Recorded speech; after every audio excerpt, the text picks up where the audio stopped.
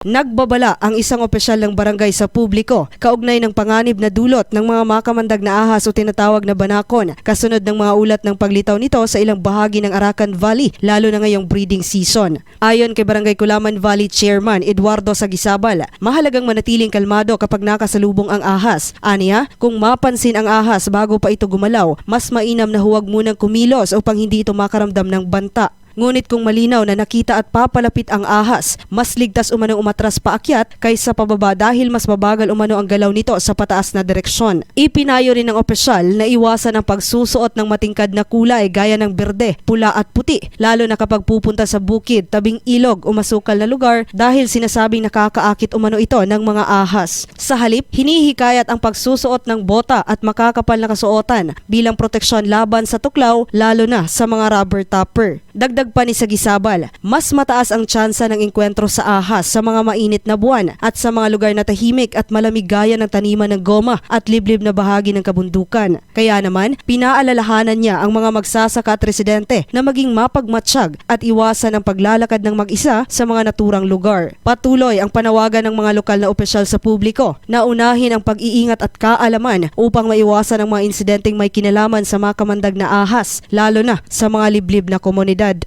Joanne Oranio, NDBC Bida Balita.